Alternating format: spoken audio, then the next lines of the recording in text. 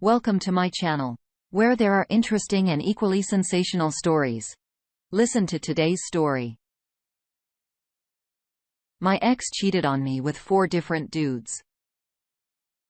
I'm writing this because I always see TikToks about cheating stories and people saying they're fake and all that because they're exaggerated. And I thought about how crazy my story is, so here we go.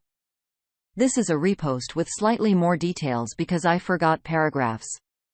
In high school, I, 14 male, met this pretty girl, 14 female.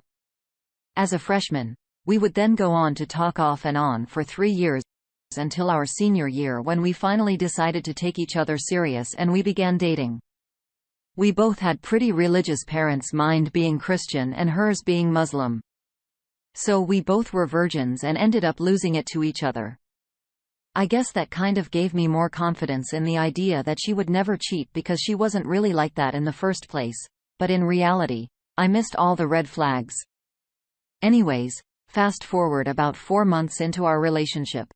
Something tells me to check her phone while we're in the car together before my cross-country practice, and I see that she had hidden messages with some guy on Snap. She's watching me as I'm going through her phone, and I can visibly see her start to freak out a little bit. So I open the messages, but all I see is his address saved in the chat. I started accusing her of cheating, but she manages to convince me that she was texting him and he wanted him to come over and sent the address, but she never went over and stopped talking to him after that. And that was that. I don't know how I believe this, but we would later go on a date for another 2 months with minor issues. No signs of her cheating, just her accusing me of cheating over any little thing that happened in school. So about 6 months into the relationship, one day, she had been sleeping over at her first best friend's house for a few days. We'll call her P. So I drove over to come visit them as normal. And as I'm leaving, I see her second best friend's boyfriend walking down the street. We'll call him Ty. He lives on the same street as Pete, so this wasn't something that would be out of the norm, but something told me to stop and talk to him. So I did, of course, and as he gets in the car, he says, "Perfect timing. I've been meaning to talk to you." Then goes on to tell me that my girlfriend had cheated on me with 2 guys last night, and her and Pete both screwed the 2 guys. And they swapped after they were done. He also told me that she might have screwed her ex and screwed another guy, and that she was bragging about this to his girlfriend while he was in the room. At this point, I can't breathe. I feel like a bomb detonated in my chest. I couldn't believe that the girl I wanted to marry would do something like that to me. I literally couldn't breathe. I didn't know what to say. I thanked Ty for telling me about this and then proceeded to tell him about how his girlfriend was obsessed with some guy at our school for some reason, would always try to get him to get with her, but nothing ever happened.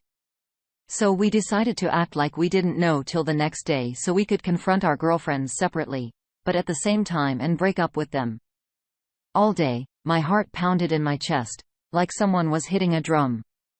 I kept telling Ty how hard it was to text my girlfriend and act like things were okay. It broke my heart. I couldn't believe I was so stupid to not notice her lies. Somehow, I made it to the next day and I had to go to P's house to pick up my girlfriend because that was our routine, and I didn't want to give her any suspicion that I knew. Now this is where things start to get crazier and crazier. So Pete had always been flirting with me since I started dating my girlfriend. And although I liked her before I even got serious with my girlfriend, I never cheated or really entertained it. I just kinda let her flirt with me, which is wrong, I know, but regardless, that morning, I couldn't stand to be in the same room as my girlfriend. So I went downstairs while she was changing to wait there. Pete came down with me to get clothes from her sister's room, which was empty, and she invited me in, and as I'm sitting on the bed, she just starts changing right in front of me, full on everything out. I no longer felt any loyalty to my girlfriend, so I entertained it. But we didn't do anything there, and that was that for the time being. So fast forward a few hours. We're at school, and it's time to confront our girlfriends separately. So I end up texting mine that I know she cheated on me.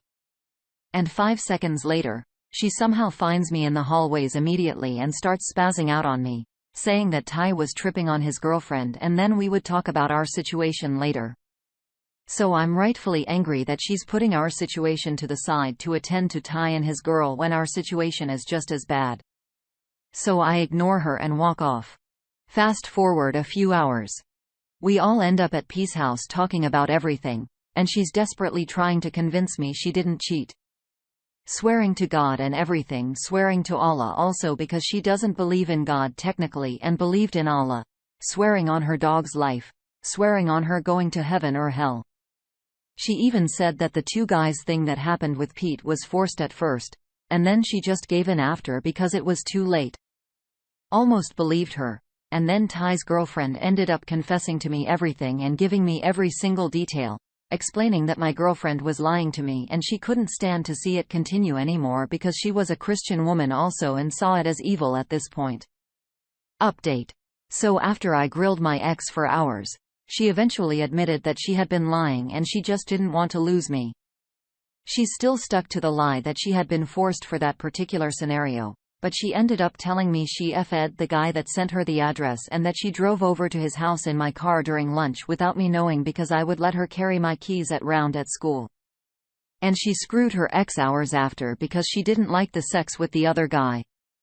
I of course broke up with her, and she chased me out of the house and cried on the street on her hands and knees, but I just left. To save you all time reading, the MP ended up screwing a day later at her house, which we kept a secret from an ex for a little while until she eventually found out, and their little friend group fell apart after graduation. Throughout the summer, she made multiple attempts to get back with me and fix things. And my naive brain entertained things a little bit.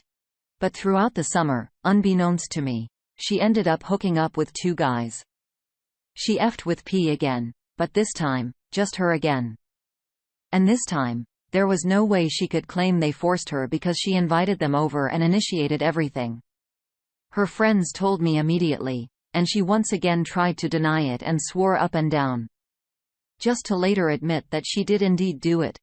And her friends also sent me messages of her saying she can't lose me again and that they need to lie for her and keep up the facade. After that, we stopped talking for a while. She ended up going to the same college as me, so we saw each other a bit. She spent most of her time chasing me, trying to please me, and get me back, but at this point, I finally had learned to not get involved with her emotionally. I would slide over a few times just to F, but that was that. She ended up becoming an alcoholic, and she would frequently call me at night blackout drunk, crying, begging me to get back with her and give things another chance. Or call me trying to get me to text her regularly again, but I didn't fold in. She ended up getting pregnant, aborting the baby, getting chlamydia twice. Her friends all hated her for a while because she was a witch to them. She got disowned by her parents and failed basically all her classes the first and second semester. She still calls and texts me trying to get back together, but that will never happen. So she just wastes her time with that. And as for why I never blocked her, I did frequently, but because we went to the same college, it made no difference. She would find me regularly and threaten to kill herself in all types of things just to get unblocked. It's crucial to keep in mind that cheating is never acceptable or justified regardless of the situation. Although it's understandable that you felt betrayed and hurt, it's crucial to handle the situation maturely and with respect for everyone involved. Retaliation or looking for comfort in someone else's partner are not healthy or effective coping mechanisms. Prioritizing your own health and concentrating on your personal development and healing is crucial. It's good that you eventually ended the unhealthy relationship and made the decision to put emotional distance between yourself and your ex-girlfriend. Set boundaries and place your own happiness in mental health first. Remaining in a relationship with someone who engages in manipulative and destructive behavior is not beneficial for either party. On to our next adventure. My husband cheated and his angry I divorced him. I, 44 female, R, was married to my husband, 40 male, Adam, for 16 years. We had problems in our marriage early on around year 5, and I asked for divorce because he acted like he didn't want to be married. We both worked full-time, but when I came home, I could cleaned and took care of our kid. When he came home, he sat down and do nothing. I constantly have to ask for help, and even then he'd procrastinate until I finally did it myself. It got so bad that I stopped asking for help.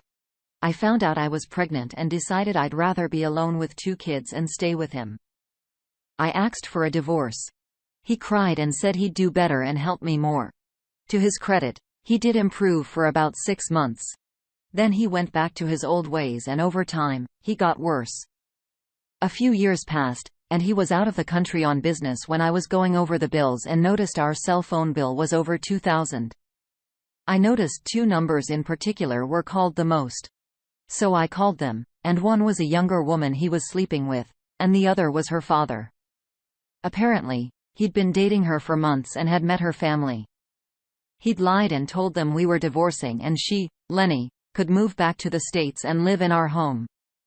Ed, Lenny's dad, told me she was pregnant in a few months from having Adam's son. I called Adam at work and asked him about this. Instead of talking to me, he hung up and ran to his boss's office. They called me back on a speakerphone, and we worked out a plan for him to move out. In the same week, I filed for divorce, and within 6 months, we were divorced. He was embarrassed and extremely angry. He called me all kinds of B words and even told me he hoped I ended up homeless living in a ditch. His affair partner and their son, and he moved it to a job out of the country, try and have a relationship with Lainey and their son. That didn't last long, and he eventually abandoned her and their son just like he abandoned our kids. To end on a happy note, I put my kids in therapy.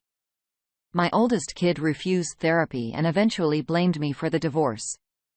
However, my youngest thrived in therapy. It's been 7 years now, and we are the happiest we have ever been. Every few years, he'll pop up and demand a co-parent, but he had no relationship with our kids before the divorce, so it's too late now. Recently, I had to go no contact as he has a temper and often becomes verbally abusive. Let's see what the community thinks. Slapnuts96 says. So he had another trial with someone else, which means your kids have a step-sibling. Do they have contact or anything? DOP replies, yes. No. When the affair was first happened, I reached out to Lenny asking her to talk to me for the sake of our kids, but she told Adam, and he told me to stop calling her. Z Twilight says, what was the point of him wanting to discuss his affairs on a speakerphone with his boss present? I'm sorry your older kid blames you, but it sounds like you did the right thing. Hopefully, when your son is older, he'll have a better understanding of the situation and respect what you had to do. Standing up for yourself was a good lesson for your kids. DOP replies, may ask his military, and he thought I'd tell his boss to get him in trouble, so he ran to them first. The funny thing is, I didn't know his boss, so I never would have been able to tell on him. My oldest is in their early 20s now. They aren't changing their mind. They had behavior issues when they were younger and blamed me for teaching them accountability. My ex would let them slide, so I'm not surprised they sided with him. Gold Key 5185 wants to say, does your Elvis still blame you? Your ex sounds like a real piece of crap. He ran to his boss's office to call you with him as support, almost as if the boss knew about it. Did you ever talk to Lanaz's father again? Hope you're doing well and enjoying life with your kids now. The op replies, yes, and we haven't spoken in years. They are in their early 20s and live on their own. Until one day when my ex was being verbally abusive, he told me that he and the oldest were in contact since I kicked them out and made them homeless. I never kicked my kid out. They lied to my ex for sympathy and money. My oldest had behavior issues that my ex would excuse or blame others for the way our kid behaved. No. I never talked to her father again. I washed my hands with the entire situation for my mental health. Yes. My youngest's 16, and I have a stress-free life and a lot of therapy. It's unfortunate that your ex-husband handled the situation in such a combative and aggressive way, turning to his boss for support rather than talking to you directly. He seems to have shown a lack of accountability and an inability to accept responsibility for his actions throughout the divorce process through his actions and behavior. It is difficult when kids are involved in these disputes and may place the blame on either parent. However, It's crucial to keep in mind that you chose to put their well-being first. Therapy to support their emotional development. Your oldest child might be able to comprehend the situation more clearly and adopt a more impartial viewpoint with time and maturity. You made the decision to cut off communication with Lainey and her father in order to protect your own mental health and well-being. It's critical to put your happiness first and concentrate establishing a stress-free lifestyle for you and your youngest child. Thanks for listening today on Our Space. We hope you enjoyed the story. If you did, like and subscribe and let us know in the comments below. Until next time.